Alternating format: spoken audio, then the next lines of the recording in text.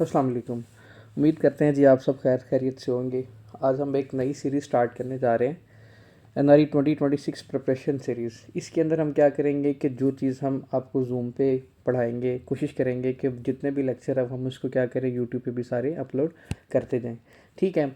आज हम सबसे पहले जो सिस्टम स्टार्ट करेंगे वो हमारे पास कौन सा जी, एंडोक्राइन सिस्टम है। उसमें जो हम पहला पोर्शन स्टार्ट करेंगे वो आपको पता है, जब भी कोई चीज़ कोई सिस्टम हम स्टार्ट करते हैं तो पहले हम उसकी एम्ब्रियोलॉजी पढ़ते हैं, फिर उसकी एनाटमी, फिजियोपैथो, फिर उसकी फार्मा, फिर इसी तरह फिर हम उसको मेडिसिन की तरफ लेके जाते हैं। ठीक है। आज जो हमारे पास टॉपिक है पहला, दैट इज़ थायराइड डेवलपमेंट।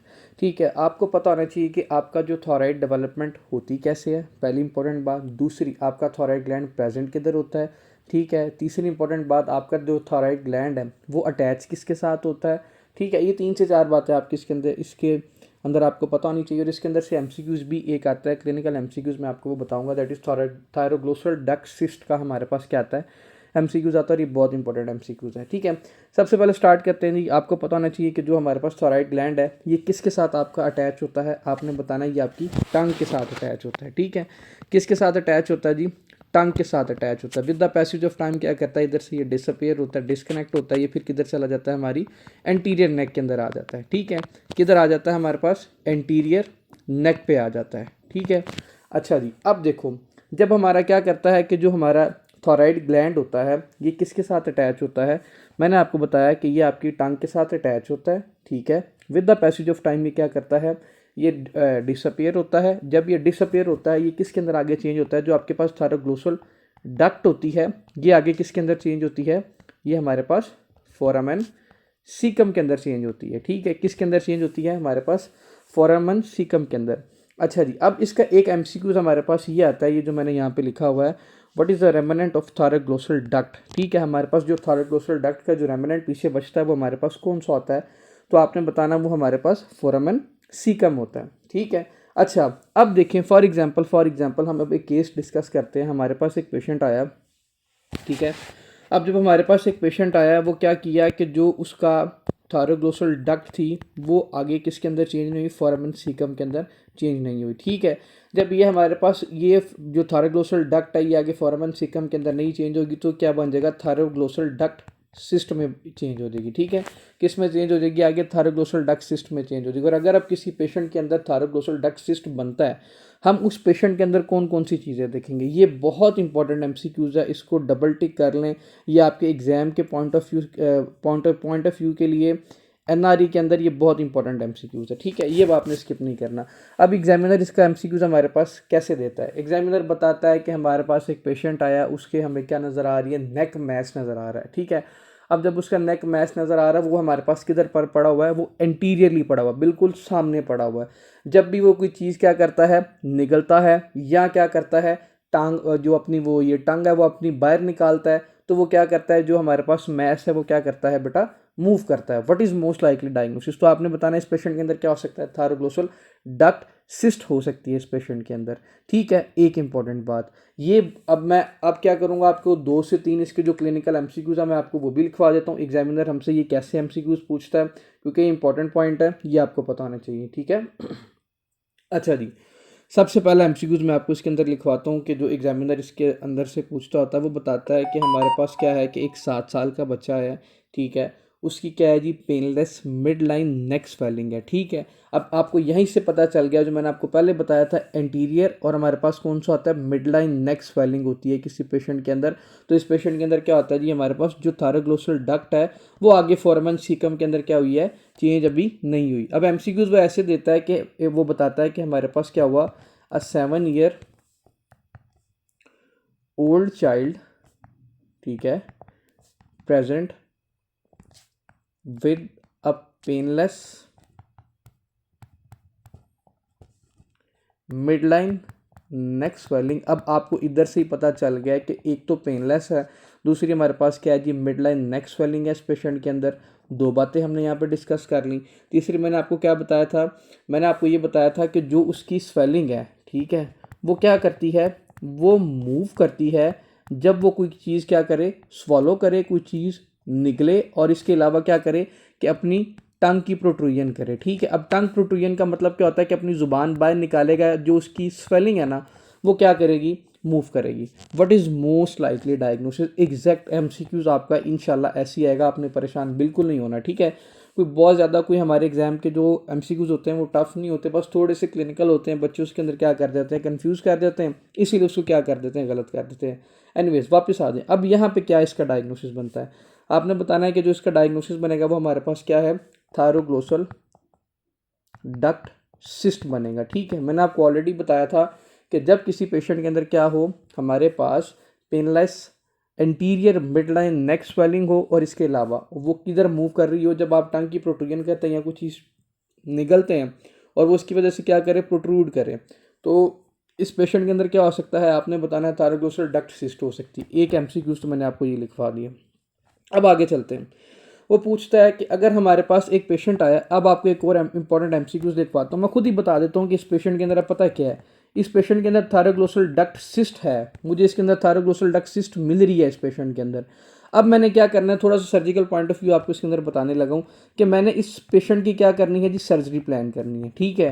क्या करना है जी, सर्जरी प्लान करनी है कि जो हमारे पास क्या है कि जो टंग के साथ ही अभी क्या लगा हुआ है, हमारा थॉराइड ग्लैंड लगा हुआ, मैंने उसको रिमूव करना है, ठीक है। अब अगर मैं रिमूव करूंगा, उससे पहले मैं इसके अंदर कौन सी इन्वेस्टिगेशन करवाऊंगा, ठीक है, कौन से टेस्ट इसके अंदर करवाऊंगा, ये एग्जामिनर पूछता होता है और ये बहुत इंपॉर्टेंट एमसीक्यूज है, ठीक है। अगर हमने इसको क्या करना है, एक्सरसाइज करना है उस स्पेसिफिक पार्ट को जो आपकी टंग के साथ अटैच है, तो उसको एक्सरसाइज करने से पहले मैं कौन कौन सी इसके अंदर इन्वेस्टिगेशन करवाऊंगा, कौन सी मोस्ट इंपॉर्टेंट इन्वेस्टिगेशन है, तो आपने बताना है कि हम इसके अंदर क्या करवाएंगे, दैट इज थॉराइड स्किंटोग्राफी करवाएंगे, ठीक है।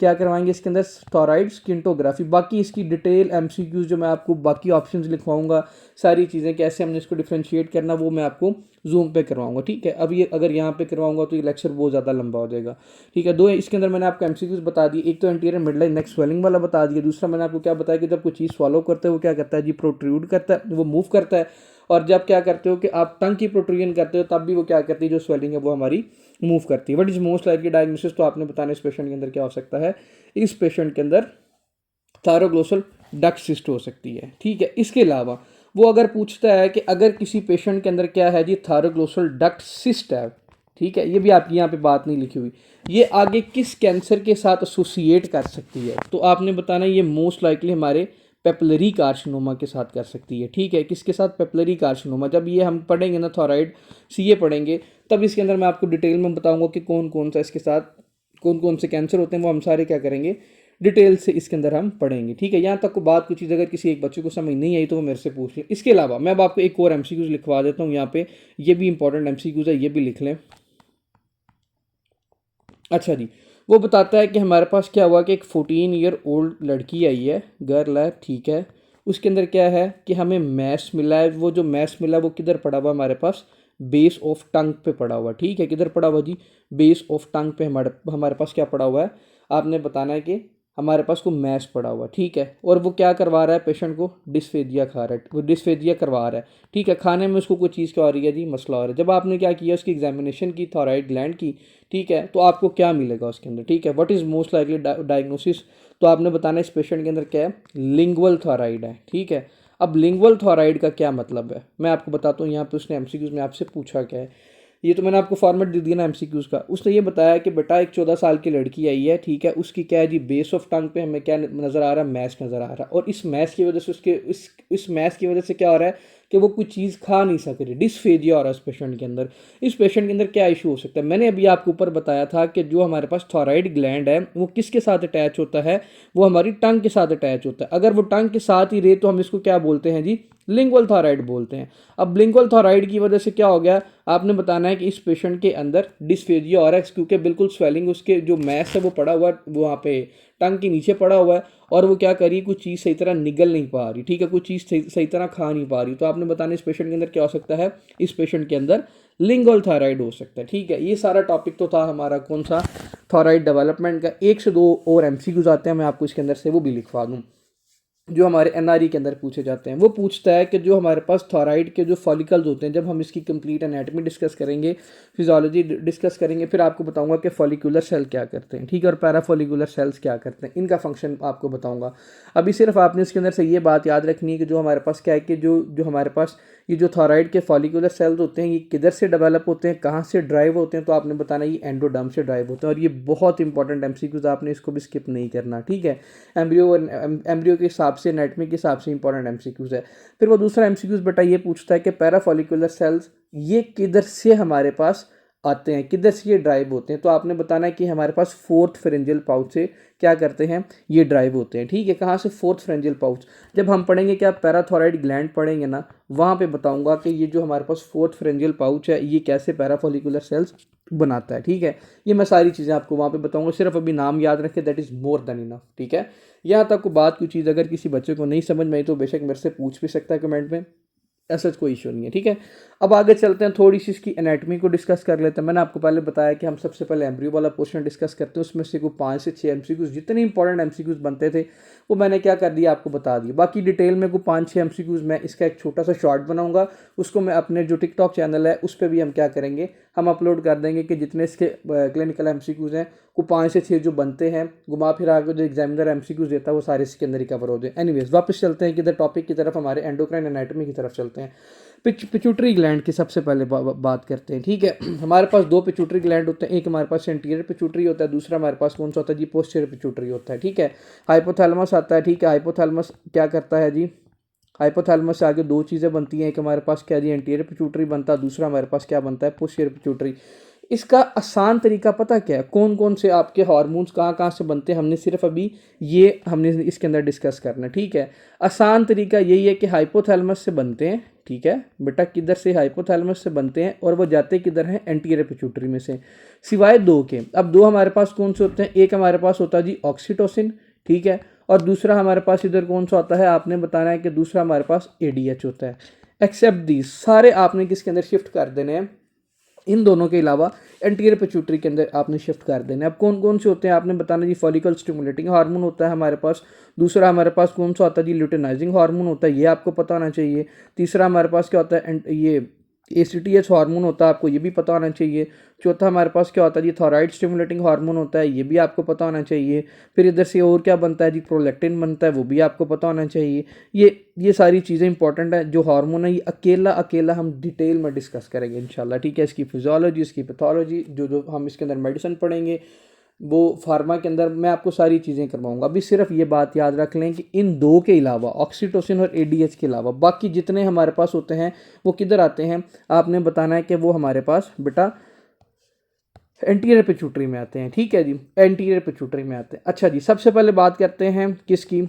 अब उसने ना थोड़ा सा इसको और एलेबोरेट किया हुआ, मैं आपको वो भी 1 से 2 पॉइंट इसके अंदर बता दूँ। एग्जामिनर इसके अंदर ये बताता है, ठीक है, बुक आपकी ये लिखती है इसके अंदर कि हमारे पास क्या बनता है, कि जो हमारे पास हाइपोथैलेमस से क्या बनता है जी, हाइपोथैलेमस से एंटीरियर पिट्यूटरी पे मैसेज आता है, एंटीरियर पिट्यूटरी से हमारे पास क्या बनता है, प्रो ओपियो मिलानोकॉटिन बनता है, ठीक है, POMC बनता है। POMC से आगे हमारे पास क्या बनता है, ACTH बनता है। ACTH के बाद हमारे पास इधर आगे क्या बनता है, बीटा एंडोर्फिन बनता है हमारे पास। और यहाँ पे तीसरी चीज़ हमारे पास क्या बनती है जी, मेलनिन स्टिमुलेटिंग हार्मोन इधर से क्या करता है, ड्राइव करता है, ठीक है।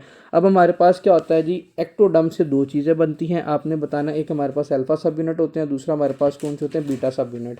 अल्फा सब यूनिट के अंदर कौन कौन सी चीज़ें आ सकती हैं, थायराइड स्टिमुलेटिंग हार्मोन इसके अंदर आ सकता है, ये इधर से क्या करता है, बनता है, ये लुटेनाइजिंग हार्मोन आ सकता है, फॉलिकल स्टिमुलेटिंग हार्मोन आ सकता है, और HCG के अंदर आता है। बीटा सब यूनिट के अंदर कौन कौन से आते हैं, ये स्पेसिफिक हार्मोन इसके अंदर आते हैं, ठीक है। अच्छा जी, फिर हमारे पास क्या होता है, कुछ इस तरह के हार्मोन होते हैं जो बेजोफिलिक के नेचर होते हैं, कुछ क्या होते हैं एसिडोफिलिक इन नेचर होते हैं। बेजोफिलिक के अंदर क्या होता है, फॉलिकल स्टिमुलेटिंग हार्मोन आता है हमारे पास, लुटेनाइजिंग हार्मोन आता है, ACTH आता है, और कौन सा आता है, थायराइड स्टिमुलेटिंग हार्मोन आता है। ये बात आपने रट्टा लगाना, इसके पीछे ऐसा कोई कॉन्सेप्ट नहीं है, जितना था वो मैंने आपको दे दिया।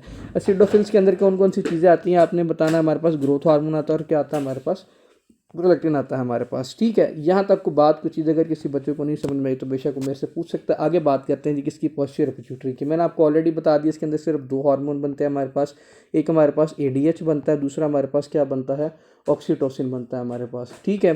ADH के अंदर क्या होता है, आपने बताना जी, ये सुपर ऑप्टिक न्यूक्लियस से क्या बनता है हमारे पास, ADH बनता है। और जो हमारे पास क्या है, पैरावेंट्रिकुलर न्यूक्लियाई, इधर से क्या बनता है हमारे पास, ऑक्सीटोसिन बनता है। अब इसके जितने भी डिटेल फंक्शन है वो हम इंशाल्लाह कल अगली वीडियो में डिस्कस करेंगे।